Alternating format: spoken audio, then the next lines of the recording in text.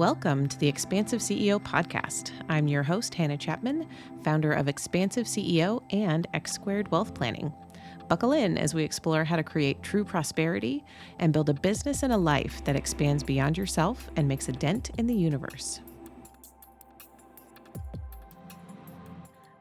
Welcome, everyone, to this episode of the Expansive CEO podcast. I'm your host, Hannah Chapman, and I am here for Investment Friday, as we are many Fridays, with Brad Haines, the Chief Investment Officer of Juncture Wealth Strategies. And today, this episode right now is the 100th episode of the Expansive CEO podcast. So I don't have any sound effects here to give myself, cheers and clapping, but yay.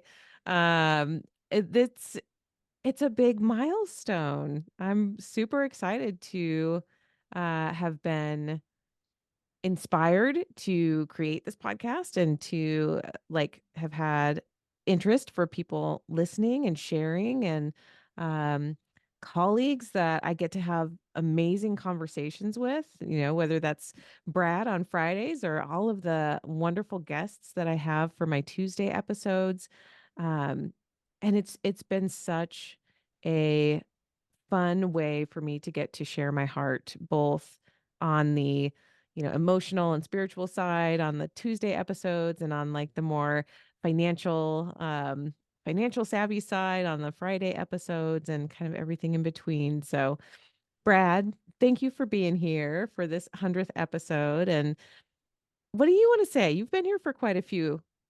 Well, congratulations is what I want to say. 100 episodes is it is a milestone. It's a big milestone. And we just appreciate the listeners and the viewers tuning in every Tuesday and every Friday, Mhm. because that's what makes it all worth it.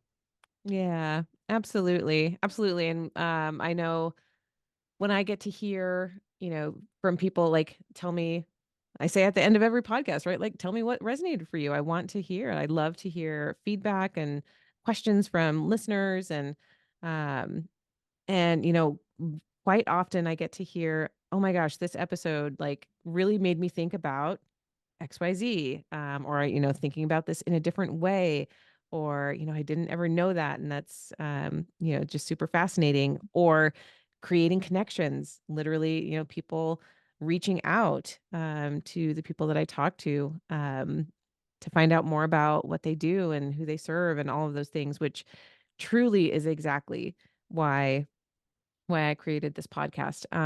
It was, so I'll tell you this little story. Um, that, back in, gosh, 2018, 2019 was originally when I first had this feeling that I really wanted to start a podcast. I was like, that would be fun. But at the time I worked at a franchise of Ameriprise, which is a very large broker dealer. And because they're very large and because they have lots and lots of advisors, compliance is very tight. And so it's really hard to do anything creative or different, and for good reason, right? I totally understand. I completely get it. When you have 15 to 20,000 advisors that you have to keep all in check, it's hard. Monitor. Yeah, it's hard to let them do creative things, and make sure everything's staying compliant. So back then, there was no way. There was no way for that to work. Um, and then, here comes 2021, and I launched X Squared, and I'm supported by Juncture Wealth Strategies. And, suddenly I have more creative freedom because we're a smaller firm and we get to be flexible in so many different ways.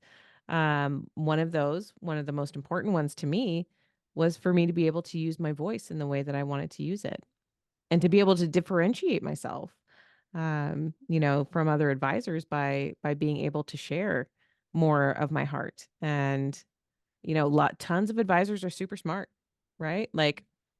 I don't corner the market on being the only person who can write a really amazing financial plan, right? Or help you with your investment planning. There are lots of really wonderful advisors that can do that. But where I can differentiate myself truly is that emotional side, the emotional support, and um, the way that I can talk to and about money in different ways. And then incorporate that into the financial planning process, I think is the big differentiator. Yeah, and I think that's a very unique skill set. I think a lot of advisors, while you said they're smart, I think they get caught up. I know I do. I get caught up in the finances, the math of it, right? Mhm. The hard logic of it, as opposed to many of the decisions we make with our money are emotional. They're responses to some emotional need, right? Mhm. Whether it is I want to go on vacation because I need a break, right? We spend money on vacation, or it's the market's going down. I'm panicking. I don't want to have to work another 10 years. So therefore, I'm going to sell out to preserve my capital. Mhm. Both of those are decisions that can be impactful to your financial plan, and both are driven a lot due to your emotions and your Mhm. responses to those emotions. And so I think that's something that is overlooked quite a bit in the financial planning area. And I think it's a massive, massive component of what advisors should be addressing. Mm. So you're saying that I'm So like, good job. good job. That's what Yeah, I'm thank saying. you. Good job, Hannah. I don't need that. I know it. But no, at the same time, it truly was like just on my heart to be able to share, from an educational standpoint and from a, letting people like get to know me standpoint. And then truly the catalyst for actually then like starting this podcast back in 2022 was that I was meeting so many cool people. And as I was getting to network and really connect with the people that are a good fit for me, I was having these awesome conversations. So I would meet people and have these um, literally in our first meeting conversations that would go so deep and would be so interesting. And like at the we'd say stuff and be like, "Oh my god, we should have been recording this because it's so good." Right? Like other people would benefit from hearing this conversation. And so that was it. That was the impetus to say like, "Well, I could do that. I just record it and then put it on YouTube." Right? So I started doing that. And I did that for about 13, 14 episodes.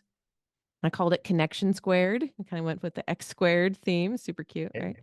perfect. Um, and from there, that's after that was when I was like, no, I want this to be an actual podcast. I want this to go on all the podcast platforms.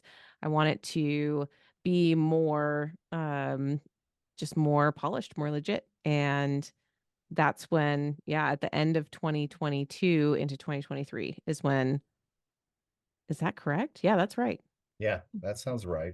That's right. Yeah. So early, like January of 2023 is when I like launched it on Apple and Spotify and all of that. And it's just been like you could say a labor of love, but it doesn't really even feel like that. It just feels like I get to have fun conversations and then I get to send them to my executive assistant and she packages them all up and puts them on the platforms, and so it's been a really fun expression of who I am in these different areas, right? It's like I get to be all of me on That's this awesome. podcast.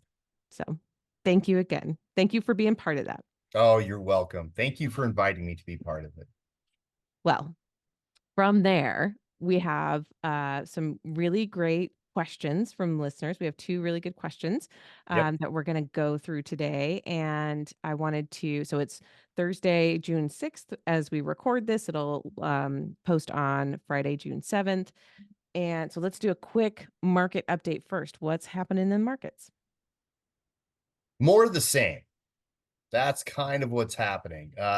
What's interesting today is the European Central Bank lowered its interest rates for the first time in 5 years. Mm, So now this starts a trend. Um, European growth has always kind of been more sluggish than the United States growth, particularly the last couple of years, as they experienced the effects of the Russian invasion of Ukraine. Their energy prices spiked up. They really started suffering from a growth standpoint. And so now inflation has come back down to a certain point. and they didn't need to be as restrictive as they currently were. So what does that do for the United States? We don't know. It means right now we're decoupled a little bit in terms of we're holding policies the same, we're holding interest rates the same, and they're lowering interest rates. So it'll be interesting to see how fast or how what impact that ECB rate cut has on future economic growth in Europe and how that spills over into the United States. A couple things that have been happening that are unique in the United States are we've been getting presumably very, very tight labor market last year has started to decelerate and is starting to loosen up a little bit, which is Mm. a very good thing. We were far too tight in the labor market. We had a lot of wage inflation come in. There were so many jobs available for just a few, well, a certain number of unemployed, actually historically low amounts of unemployed. And now that's starting to normalize. It's starting to come back to more normal area, normal behavior. People can't just necessarily quit and find a job tomorrow. They have to plan it out a little bit. And so that labor market weakening will have an impact on wage inflation, which means wage inflation will probably come down to more normal levels, which will then cause a lot of overall inflation to come back into the normal target levels, which means the Federal Reserve can have a little bit more leniency on interest rates, which means they may cut this summer, they may cut this fall, but that is still the base case that they're going to cut sometime here in the mid-year, and we should have some accelerating growth through the third, fourth quarter. Mm. So that's interesting with the European Central Bank doing that, doing an actual rate cut. Um, but yeah, I see what you're saying. They're like, we're not sure if that'll actually affect the US market because especially like US large cap growth has been dominate worldwide, just dominating By a lot. returns. Yeah, oh, like everywhere. So yeah, that's interesting to Yeah, see. so international emerging markets have trailed for a very, very long time. Um, and they have fits and starts as to when they are going to outperform or underperform. But to your point, large cap growth US has been dominant for the past many, many years. Um, you know, does that change in the future? I think it's going to. Um, but we'll see how the international fits into that picture in the next couple of months. Mm. Well, watch this space. We'll talk about it We as will. as things happen. So we'll see. Um, okay, so that international little bit is a good enough segue into the question. One of the first questions we had today, which was from Bob in Huntsville. So thank you as always for sending questions, and I'm going to pull it up here so I can read it. He said, we've had for context, there have been some quote unquote glitches in the New York Stock Exchange over the last couple of weeks. And so Bob was asking, is this a coincidence, these glitches that have been happening? I think there have been 3 recently, if that's correct. Or is this a coincidence or should we worry about hackers in the system? Um, since this has been the 3rd incident in a week at the New York Stock Exchange. So, yeah, I think that's a really important question to talk about given that, we've seen trading halt 3 different times, right? To like kind of figure out what's Fix going on. Yeah, to it. Yeah. fix it. But then so, we were talking a little bit before the podcast, like what backstops are in place because there are a lot of them. Yeah, there are. So Bob's question is very good. I think he's coming at it from the point of how, what can we lose? What are the risks of that? And going back to our webinar we just had on risk, And if you haven't seen that webinar on risk, please go see that episode. But this falls under operations risk, right? Where technology systems, people systems, processes break down in light of some event. Okay, it could have been endogenous to the New York Stock Exchange systems, the pricing systems, or to his point, it could be outside external factors or actors with who are attacking that system to screw things up a little bit. Both are very, very important. That is part of the risks that we need to watch out for. Now, what I would say is, do we need to be worried about them? Absolutely.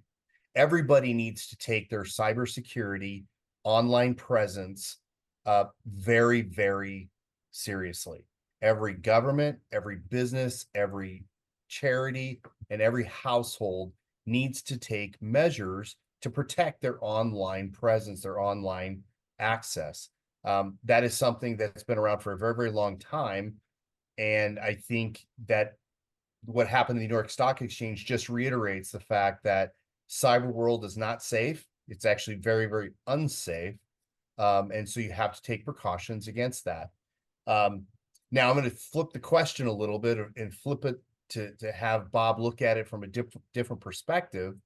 Is don't look at it from what you can lose, look at it from what you can gain. Okay, that's a weird way, I'll explain why I say that. Is because cybersecurity is such an important part of every person's online day or online activities.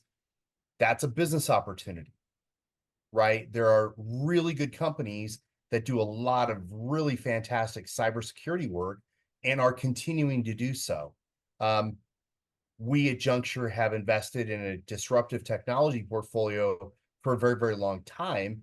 And many of the stocks involved in that portfolio do address these cybersecurity risks. They are cybersecurity experts, and they do what they can to keep pace with what the hackers are doing, and to defend and to help out companies and households. So what I would say is, do you worry about it enough that it affects your investment stance or your financial plan? No. As long as you have taken steps to protect yourself, it's not something you need to get too concerned about, as long as you've taken the steps to protect your online presence. So with that said, you can look at it as this is an opportunity for investment. How am I participating in this trend? Because it's not going away. In fact, if anything, it's going to accelerate. So from that perspective, now addressing the New York Stock Exchange issue is, those issues were created, they were addressed, and they were resolved very, very quickly. There's a lot of redundancies as a risk guy, right? The New York Stock Exchange, investment custodians, all of those types of companies have a lot of redundancies in their systems in case something like this happens, that they can resolve it with a minimal disruption to their clients. Yeah. So it's one of the reasons that New York Stock Exchange this week was able to fix their pricing system error and begin to trade in a normal way again. Now, we don't know right now whether this was something internal to their issues or external that was attacking their systems. We don't know yet. I'm sure that the news will come out eventually as they do an investigation and as the regulators look at it. So we'll have to see on that standpoint.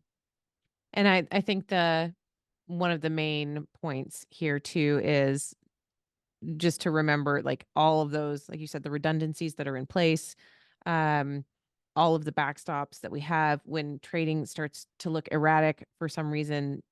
They can halt trading, right? Or we can go back and cancel erroneous trades and unwind things and fix things. because of the systems that we've had in place for the last couple of decades, really, since the internet. Maybe Yeah. people could fix things before the internet too, but it was not as easy um, to Well, now. it was more difficult to make a mistake pre-internet. Uh, Now it's easy to make a mistake, so we had to come up with systems to correct for them. But exactly to your point, the New York Stock Exchange, I'm sure if they saw, someone buying Berkshire Hathaway at 1 penny, right? If there were some buys that went through during that price, they canceled those trades right. because they're erroneous trades. They're not trades that should have ever been done. So So again, it's lots not of like redundancy in the systems. yeah, it's not like someone's going to like to your hypothetical point, like buy Berkshire Hathaway for 1 penny and get to keep that when the price is Correct. corrected. Like, look at this Correct. deal. No, you didn't get a deal. Yeah. Yeah. You don't get Yeah. to keep that. Um, Your ten so thousand dollars went to 20 million over in minutes. Yeah. right. We all want that kind of trade. Sure. Um, but it doesn't, it doesn't really exist. So thank you. Thank you for that perspective. And with that one, we'll listen. We'll hear what I'm sure, like you said, it'll come out in the news later what came back with that. So let's go on to our second question, which is from Meredith here in Ohio. And she had a really good question about teens and money. So I'm going to read this question to you because it's really good. She says, I have three quote unquote teens. Oldest is 16, 14, and then 12. So the 12 is, the tweenager, right? And want to find creative ways to teach them about investing and compound interest. I distinctly remember my algebra teacher in high school, Mr. Stover, going over compound interest in class. My mind was blown as to how incremental savings at modest percentages could grow to millions later in life. So they each have checking and savings accounts, and we require them to save half of whatever they receive from jobs, gifts, or whatever to get into the habit of paying themselves first. But beyond that, their eyes go crossed when I try to talk more about finances. Are there apps or resources to get them more engaged? And what are fun and age appropriate ways to discuss this? So, Brad, you have several kids who are older than mine. Your kids are in their 20s, right? Yep. Um, 20, yep. and then my children are 13, 11, and 9. So we've got like a spread of experience here. So, what do you want to share with Meredith about what you did with your kids? Well, first of all, I want to congratulate Meredith on starting to address this, because this concept of compounding money is the greatest concept in finance. It's Mhm. what everything is based on. So uh, if you can get them excited about it, that's wonderful. There are lots of things you can do to start out. So I'll give you my experience of what I did. I think I did a decent job, not great, but I think it was good enough. Um, what I did Well, was, having the kids having an investment manager for their dad is a yes. leg up So anyway. So you get to speak from a place of authority here. So yeah. So what I did was, at a certain age, I set up an account for them, a brokerage account.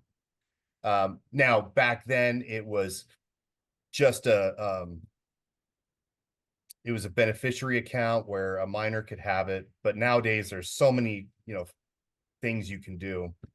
529s, ESAs, you can do IRAs if they have earned income. There's a lot of Roth IRAs. There's lots of things you can do. Okay.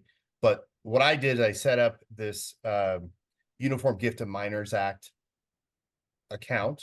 Um, and what I would do is I started with $100. So I put a little bit of money in. And what I did was I found stocks that were in their world of influence, or their world of awareness. So my daughter, um, I brought her a couple of different stocks to look at. One was Disney, one was Mattel, and I can't remember the other one, but there was a third one. And then what we did is we'd sit down and I would talk about how this company made money and if she wanted to buy into it. Okay. Similarly, I did it with my son. Does he want to buy Disney? Did he want to buy? So I brought home 3 different companies, and then he and I would talk about it, what they do. And we would not buy a stock until at a moment's notice, I could say, hey, what does Disney do to make money? They had to be able to answer me. They make money by making movies, having theme parks, and selling merchandise. Okay, very high level, very simple for any child to understand. Then what I did is I explained what a dividend was. Okay, and at the time, dividends were a little higher, so it was great because you could say, you're not going to do anything. You're going to invest $100 and they're going to give you $4 back. Now, in today's world, that doesn't sound like very much money, but to a kid that's 9 to 10 years old at the time, they're like, you mean that they're going to give me $4 for doing nothing? Yeah, that's exactly right. For owning their company, you're going to share in their profits. Part of that comes to you in a dividend, and that dividend is going to be given to you no matter what you do. And that idea of getting paid for not doing anything Mhm. was a real spark for a lot of my kids. So, and I would, illustrate, well, if this is what you could buy with that money, that kind of stuff. So, I used to do that. In fact, it got to the point where all of their Christmas money or their holiday gift money and their birthday money, we used to put into their bank account or into their brokerage account. And then every year or a couple times a year, I would bring home stock reports and we would review them. And then they would invest in whichever they wanted. And then they would reinvest the dividends. So each of my kids saved and invested a long time before Mm. they became an adult. So they may not like it, but I think they appreciate how much money has grown. I'll give you an example. My son started, in 2006, 7, and 8. That's when he started to really fund his account. And he watched Disney go from $14 a share, which is where he purchased it, to say that now, but I better check the current price, to $101 a share. So he's seen something grow from a small dollar amount purchase to a decent size one, and those dividends actually are making a difference. Like he's seeing them come in at basically $1 a share for doing nothing, right? Yeah. So that's a really exciting thing for kids to get a hold of and to think about. um it's also like when he was younger and he was going about his day, if he noticed a product that a lot of kids were starting to use, he would ask me about what company that is, Mm. who makes that, or, can we buy some, that type of thing. And that's the thought process that I was trying to engender in him and my other kids. And so that's how I started, that's how I did it. uh hopefully I did a good job, we'll see. Well, what I'm hearing, especially, is that it's not just about teaching them to put money into a savings account for, a certain thing, right? Which is also when they're younger, that can be helpful too. Okay, you want this new bike, it costs this much money. If you save your birthday money, you can buy the bike, right? Like that kind of thing. Um, but instead, like understanding the stock market, understanding how a company works, right? That's a more holistic understanding of the economy that you can start from a very basic level. Like that's a very easy way to start to understand, oh, this is how the economy works. This is how investing in a company works, right? And take away some of the mystery there, right? Um I've talked to some adults who like still they just don't understand it, don't understand the stock market at all, and they're not interested in it because they don't get it. And so there's a level of fear there, Yes. right? And Yes. that's the main thing is that there's a level of fear from not understanding and from not again just being acclimatized to it as a Yeah. child. And that's and we used to review we would review their statements every year on their birthday. We would I would bring home a statement for their brokerage accounts and we would go over what's happened. You know, it's interesting because now my son is grown, he's married, he's got a full-time job, he's through college and all that. And he talks a lot about it. He's asking me a lot about investments. We talk about it quite a bit. So that and he likes researching stocks. He likes doing that stuff um for now. So that's it's something you have to make exciting for them, which is Mhm, why I started out with companies that they would understand who they are. mhm, Disney. I don't know one kid in America that doesn't know who Disney is, right? right, Or at least their products. Um, Mattel was one where my girls were playing Barbies. They make Barbie. Oh, okay. So they know who they are. Uh, mhm. you know, so uh so that's where you have to make it applicable to where they are in their life. I love that. I love that. And I love that idea. I mean, you could even use that same idea that Meredith was talking about that, okay, you're going to put half of it away. What are you doing with that half of that bucket? Maybe half of that half does go into an investment account. And so, half of it is going into savings for maybe like a specific thing. And then because that's also like learning the bucketing strategy of, oh, this is a long term, right? That if you invest in this now, 20 years down the road, it could hopefully have doubled many times in that time frame. So there's, learning about, oh, there's different places that you can put your money as well for different jobs, giving your money different jobs. Um the the aspect so for me, since how old are your kids now? That's a great question. I'm putting you on the spot. 26, 22, and 19. Okay. So you still have one teenager. Um, just barely, my goodness. Yeah, barely. Almost done. So mine are 13, 11, and 9. And they've had investment accounts. They've had a brokerage account for many years, but I haven't shared that with them. Right? It's just been money that I've put away, my husband and I've put away, and it's there growing. And it would be super easy to then let them know about that and have them like start where they're at now. That's a perfect age for them to start like, right. If you have birthday money or, if we match birthday money or whatever that is to let them pick something that they can Yeah, follow. So I love that.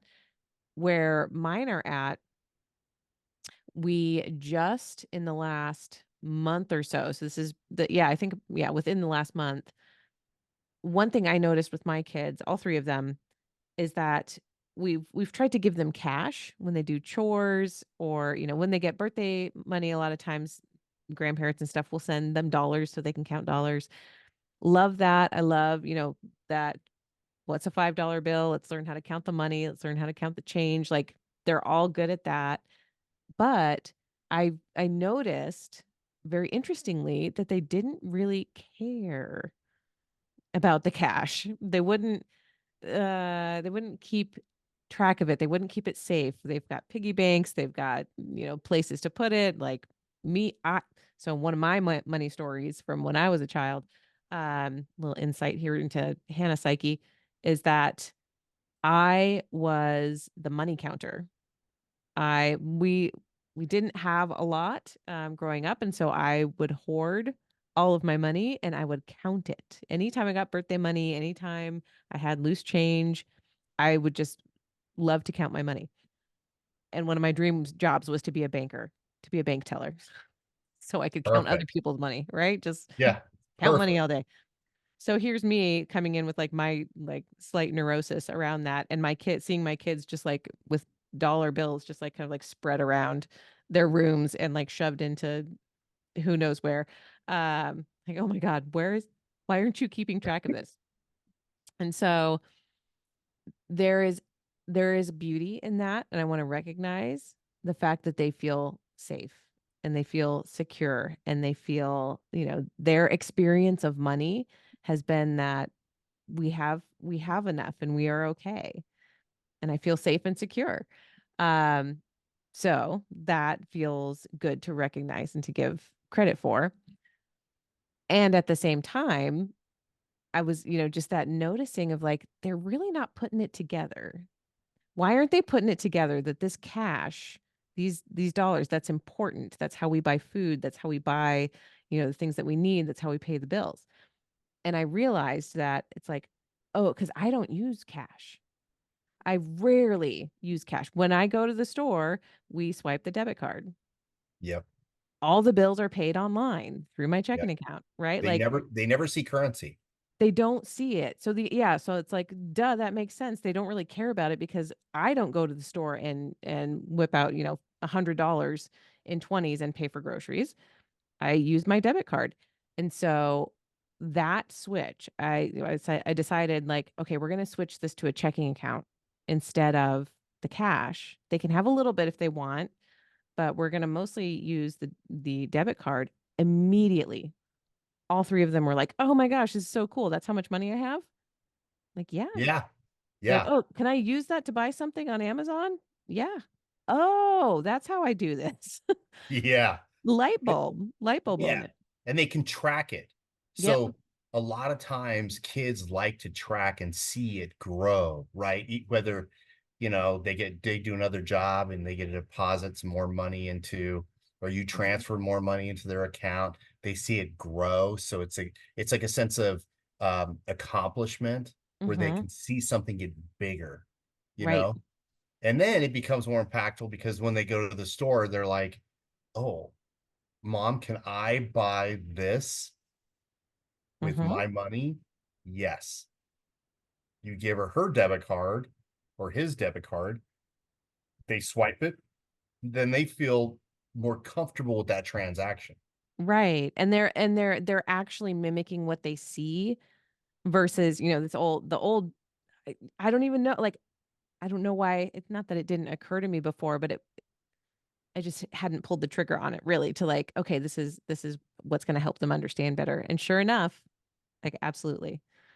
They absolutely get it. And so that's another thing. There are several different routes to do that. Like banks that offer kids checking accounts. Um, not a plug in any or a recommendation in any way, shape, or form, but personally, I use Capital One, and they have like a kids account where you can be on there as a parent, right? So they have my 13-year-old has a phone, so she has the app on her phone, and it shows her account, and it only shows her account to her. But on my side, I see everything. So on Yeah, I my think app, I can see it all. yeah, I think most banks have that feature. Um, which again we did with my account with my kids too. They all had checking accounts, savings accounts, um, very early on where they could deposit stuff and uh and make money and track it and all that. In Mhm. fact, I have a daughter who is when she wanted a checking account and a savings account. Well, I should say she wanted a debit card. That's what she Mhm. wanted. But then she understood. I said, well, you have to have an account to have a debit card, and you have to have money in that account. Well, this girl of mine is very fastidious about how she spends her money. She tracks it. She knew uh, she had hidden a lot of cash around her room. And so we took her down, deposited all the cash into the bank in her new account, and she tracks that to the penny. Like she's very, very on top of it. And I've appreciated that so much. Mm. Um, just seeing her do such a good job on it. So I Mm. think it's a good way to go. Yeah. And last point that I'll make. So when you were talking about investment accounts, Mhm. there's so many options for kids now. And there are lots of options that are, again, very user friendly. Mhm. And so, pick your platform. Most of the brokerage accounts are pretty easy to use especially if you're using it in that way where it's like you're not running hundreds of thousands of dollars through this account. You're, adding $100 at a time or whatever that is. And you've got a couple $1,000s in there maybe. Um, and allowing it to grow and all of that. So the goal, right, would be that eventually it'll be a very nice sized account. But when you're starting out, there are definitely, lots of options um, for very low cost accounts Yeah. or free accounts that you can get started with, you know, trying something, trying a stock that again, like you said, that your kids will recognize, that they understand, that they can start to see the value of that.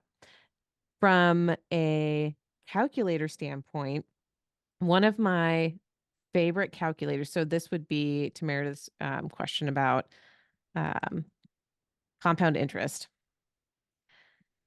One of like super easy if you Google compound interest calculator, literally that compound interest calculator, one of the very first things that will come up is investor.gov. So it's a government website, it's through the Securities and Exchange Commission.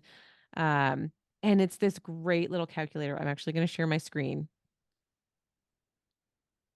just so if you're watching on YouTube, you can see. So this is again investor.gov. This is a compound interest calculator.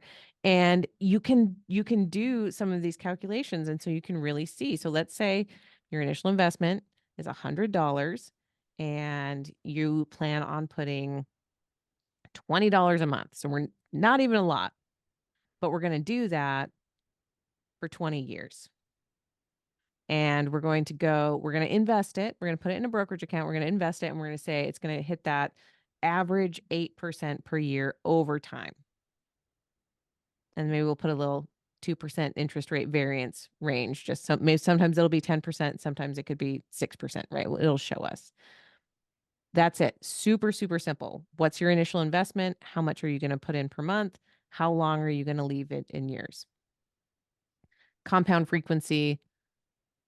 What do you usually choose for this, Brad? Oh, I usually do quarterly. It depends, but yeah, quarterly is probably good. Okay, so we're going to do quarterly compounding, then we're going to calculate that. So this would be a good example. This is a very little amount. We'll put in a little more so you can see. But just with $100 and $20 a month over time at 8% interest, that's $12,000. So if let's go a little bit higher. Say we start with $1,000 and we do $100 a month instead. In 20 years, that's $63,000. And so that's again, it's not a lot. And we can see that like the difference that makes over time at 6% interest, it would be $49,000. 8%, it would be $63,000. And if it hits 10% on average, that's almost $82,000 over the span of 20 years. And that is the power of compounding because over 20 years, that monthly contribution, right, would be by itself. Hold on, 100 times 12 times 20 plus that initial 1,000 is $25,000 that you put in. Right. So you put in 25,000 over that time, but at 8% interest, now it's 63. Yeah. That's Yep. that's a huge, again, mind-boggling difference, right? And if say you're 10 years old, and instead we're going to look at what happens when you're 60, 50 years down the road, that's $824,000 at 8% interest. Yep. And so that's the power of compounding is that it gets to keep building on itself more so than what you could ever have saved into a savings account on its own. Yeah. Your money makes money for you, and that money grows every year. Mhm. So that's why I said earlier, it's the most important concept in finance Mm-hmm. is compound return. In fact, Warren Buffett, the esteemed investor, arguably one of the most successful investor of all time, this concept of compounding interest is what got him into doing investments, is because he became so fascinated by the fact that his money would make money for him without him doing anything for it, that's what caught him up into the investment world. So yeah, there's also illustrations, and you can go on the internet and search for them, but it is essentially an illustration that says if you contribute to an IRA for the first 10 years, okay, you max out your contributions for 10 years, and then you stop, and you compare it to an investor who in the 11th year, so the first 10 years does not contribute, and then in the 11th year through age 65, so another, what is that, 35 years, 30 years left, maxes out their contribution. Who has more money? The early investor. The early investor that only put in 10 years worth. Mm-hmm. Whereas the person who put in basically 30 years worth had a little bit less money because they lost so much compounding time, that compounding interest. They lost so much of that the ability to compound. It's really critical. It's really critical. So you can go, like most brokerage houses, most investment calculators give you that type of illustration. So you can go on and search, and you can see the impact of it as well. Yeah. Awesome. Well, I hope that was helpful. Some good tips there to get, kids interested. Um and, just talking about it. I know Meredith is in financial world herself, and so I'm sure, the kids hear some of it. Same for me, right? Like they hear some of this stuff, but it's like, oh, that's what mom does for work. So I don't know. Right. So, but yes, like having a conversation, meeting them where they're at, what they're interested in, and like building from there. Really powerful. So I love that. We will wrap it up there for this, again, 100th episode of the Expansive CEO podcast. And thank you so much to everyone who has tuned in, either on YouTube or on any of the podcast platforms that you listen to. If you have enjoyed this podcast and you found it valuable, I would feel like this would feel like such a gift to me for the 100th episode, is if everyone who has listened and has gained insights or anything from this podcast to go rate and review on Apple, or on Spotify. That would be such a gift. It would be such a gift to me. It truly would. I would appreciate it so much to be able to spread this further and have more people listen, and just get the information that they need as well in a way that they can hear it and digest it and take it in and all of that. So thank you again, Brad, for being here. How can people reach you if they have any questions?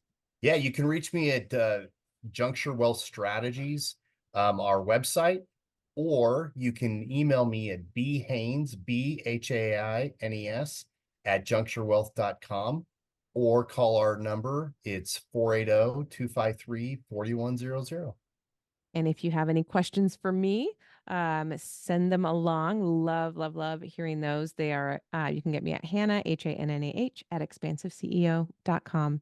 And until next time, we will see you next week. Thanks, Brad. Thanks. That's it for this episode. Thanks for listening, and be sure to like and subscribe. And again, if anything resonated with you from this episode, I would love to hear from you. Email me at Hannah, HANNAH, @expansiveceo.com and tell me about it. And if you're ready for your greatest expansion, you can find ways to work with me at expansiveceo.com and at x2wealthplanning.com. That's X, the numeral 2, wealthplanning.com. So until next time, remember that there is enough, you are enough, and your birthright in this lifetime is to be expansive.